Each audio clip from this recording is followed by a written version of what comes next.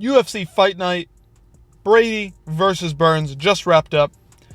And let's go through a couple of the fights that were on the card.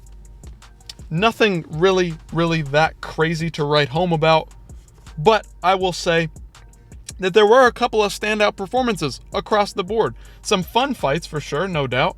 But to start off, Nathan Fletcher showed out, was more impressive even than I would have thought he was. He didn't look all that great on The Ultimate Fighter, but he beat Zygmuntas very easily, I would say. The scrambles were a little bit competitive here and there, but ultimately got the arm triangle submission choke in the second round. Really just snatched it up out of nowhere. They were going back and forth, didn't really know who was going to win in the grappling battle here at first, but Nathan Fletcher just showed that he's the stronger guy in there ultimately, and he got the victory. Looking forward to what he'll do. I'm not super impressed by the guy. I don't know what he's going to do ultimately in his career. For Nathan Fletcher impressed me, but I'm not sure how far he's going to go in his career. Up next is Andre Petrosky. Typical Andre Petrosky fight. I'm not even going to go over it much. He beat Dylan Budka, who had a really bad weight cut. Dylan Budka, the younger guy, the wrestler coming into it. Andre Petrosky, also a wrestler, but he's more of an MMA wrestler. He just knows how to wrestle in MMA terms and just overall looked way better. And it was a typical Andre Petrosky boring fight. Not much more to say. We saw Jacqueline Amorim beat Vanessa Demopoulos via armbar. She put her hands in her glove, blatantly was able to snatch up the arm that way. Nothing else to say about this one. I really don't even want to get into it or care about this fight because it was stupid and I don't really even care about it regardless. But the cheating that went on here, and the ref was standing there, had perfect view of it. Vanessa was even telling the ref about it. Didn't even care. They let her get the free victory. Didn't even want to review it or anything. I don't know. MMA is so fucking stupid sometimes. It doesn't even make sense. All right. Gabriel Santos versus Yi Zha. Gabriel Santos put on a great dominant performance over Yi Zha. It was a fun scrap. I wasn't expecting much from this fight. Gabriel Santos I thought looked really good, and Yi Zha coming over from the road to the UFC not looking super impressive. Gabriel Santos just fucking put it on him, man. He's got great, I don't know, fun MMA ability overall across the board. There's not much for me to say in terms of what else is there for the fight. Gabriel Santos, this guy's got something fun, man. This guy's just a fun fighter at the end of the day. If nothing else, he is a fun fighter. You can't say anything else. He was throwing up kicks straight to the face. I mean, it was just an absolutely beautiful, almost flawless performance. He was getting clipped at times, some heavy strikes landing at times. But, my God, the guy's just fun to watch. Much like a lot of these Brazilians that are coming out nowadays, they're just fun fighters. Anyway, on to the next. Andre Lima versus Felipe dos Santos. A more competitive matchup for sure. A unanimous decision for Andre Lima. Andre Lima was able to just get the control time in this fight, and that's really what kind of sealed up the victory for him. They both were kind of scrapping it out on the feet. He had the better straight punches. Felipe dos Santos, as we know, flyweight, has been to a competitive fight, I believe, with Manel Kape. The guy's good. He's fun to watch. Andre Lima, fun to watch, but obviously a little bit more of just a smarter, more educated fighter. Probably just using his age and maturity to win this fight at the end of the day. There's not much more to say. These guys are two lower-ranked flyweights. They both are really fun to watch. But Andre Lima just ultimately showed that he has the more technical ability, the better, smarter game plan coming into it. Was able to kind of almost basically outstrike just barely Felipe on the feet, and then get in on the takedowns and get that, good ground control time. And that's what secured the victory for him. Key role there. The guy's smart. You got to give him that. So looking forward to seeing what else he could do in the rest of the fight for the rest of his career. We'll see what happens as he moves up the rankings at flyweight. On to the next one. 145. Isaac Dogarian, the guy who beat Christian Rodriguez. Not according to the judges, but according to all the fans and anybody who's not stupid watching the fucking fight. He beat Christian Rodriguez. This guy is a great prospect on the come up. Just a dominant performance. Really, Brandon Marotte had nothing for him in this one. I don't know what else to say. Brandon Marotte kind of stinks. And Isaac Dogarian absolutely ran him over in the grappling. Really impressive. Ultimately got the arm triangle choke. Just outstrengthed the guy. Just had everything for Brandon Marotte, and Brandon Marotte could not handle a bit of it. Isaac Dodirian, his grappling is just fun to watch. This guy scrambles like crazy. He's all over you in the grappling, and I can't wait to see what he does next. Get him some better opponents that are upper in the rankings, a little bit higher up in the rankings than Brendan Moreau. This guy's going to be something to watch out for, and he's young. That is what's important here. On to the next one. Some guys you might not have known of. Rong Zhu from the road to the UFC, and Chris Padilla coming in 155. It was kind of a back and forth scrap throughout the first round, kind of back and forth. Rong Zhu was landing some good straight strikes. Chris Padilla was kind of doing better in the, overall damage realm. But man, Rong Zhu came crashing in, and Chris Padilla landed this, I believe it was a spinning elbow, just flush straight into the eye socket, and Rong Zhu's eye blew up, literally blew up, swole up within like 10-15 seconds. This thing was like a fucking baseball in his head. It was absolutely brutal, one of the nastiest swellings you'll ever see, and just an absolutely damaging, crushing, blowing strike right into the eye socket. Beautiful performance from Chris Padilla there.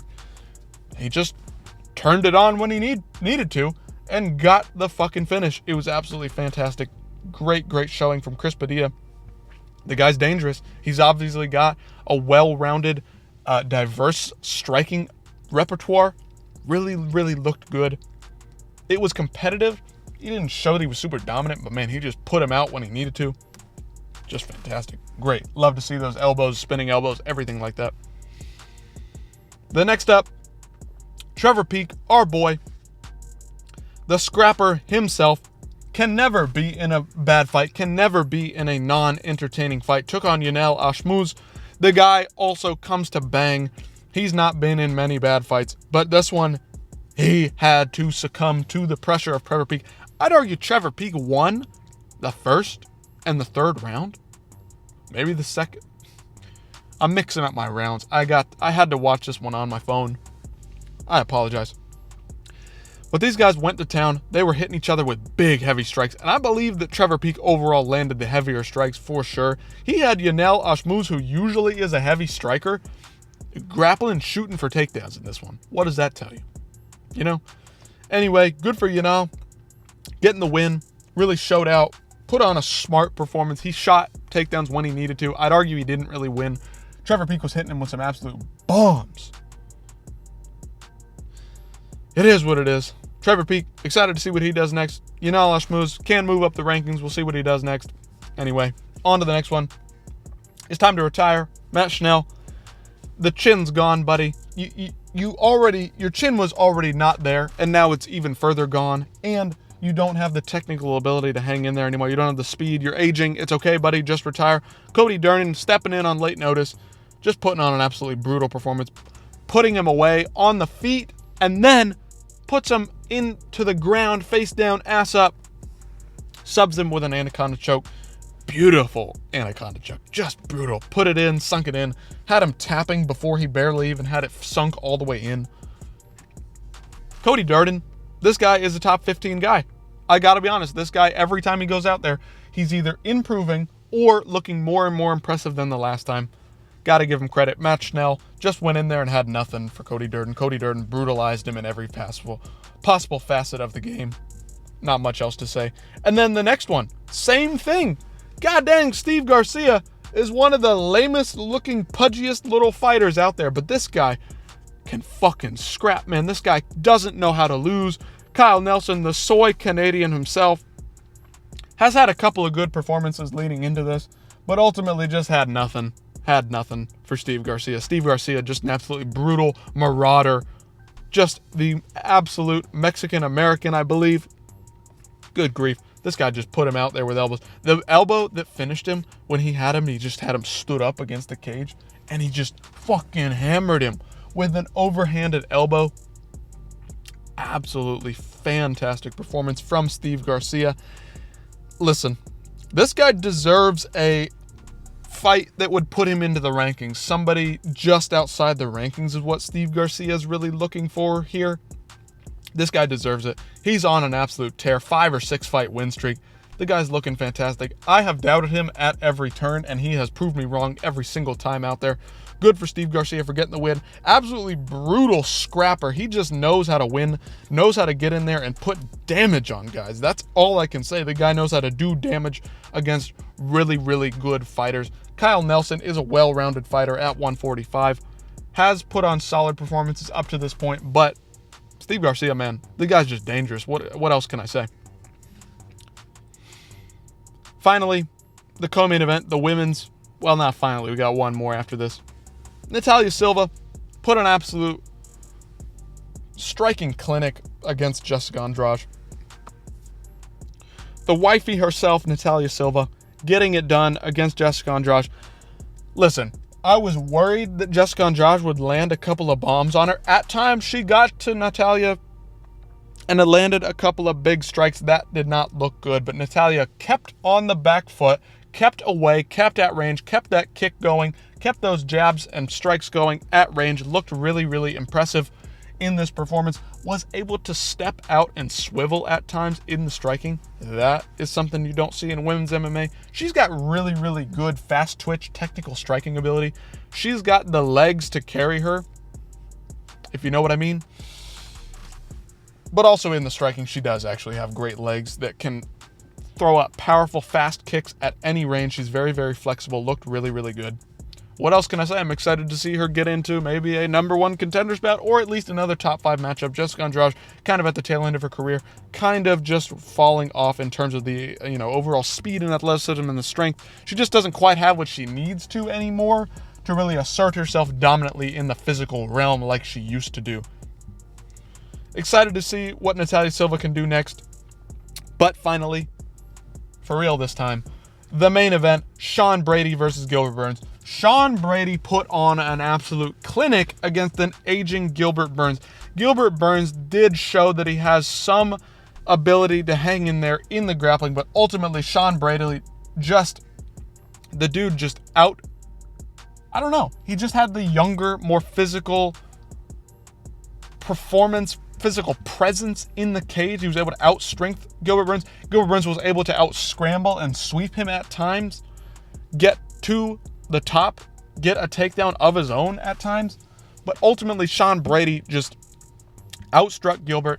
I don't know. Sean Brady doesn't do a lot of damage on the feet, but he just keeps a constant pressure on you where you're just afraid. He fights a lot like Bilal, where he's just heavy on the pressure in the striking. Doesn't do a lot of damage, but you're always like waiting and a little bit tentative and scared of what's coming next. Sean Brady outclassed Gilbert Burns in every possible way. I don't even know if Gilbert won a single round, maybe one round, the second round. Gilbert landed the heavier strikes. I'll give him that. He floored Sean Brady. I think it was at the end of the second. Sean Brady looked really, really impressive. He definitely impressed me, showed me that he's got more than what he has shown before. In the past, he just hasn't pushed the pace. He's kind of looked a little bit weaker when it comes to the overall cardio ability. If I had to put it into any couple of words, the guy just looked really, really good from pillar to post, from beginning to end. The guy's just got something. If he can keep up this cardio type performance and really put the pressure on these guys, he can win. I'm just afraid that he doesn't know how to fight when he's losing. I feel like he's really, really dominant when he's winning, when he's able to use his physical ability, when he's able to use his strength against the guys. But when they start fighting back and putting him on the back foot, I feel like he just doesn't quite have what it takes to be the nail. They talk about this, while you have to be the hammer and then you have to kind of be able to be the nail sometimes. Well, Sean Brady, I'm afraid, might not be able to be the nail in this case. We'll see what he's got next time out. He called out Ian Gary. That would be a fun one. I think Sean Brady would absolutely maul Ian Gary. I'm excited to see that fight. I hope they can put that fight together. I think that would be a fun fight. I think it would be a funny fight.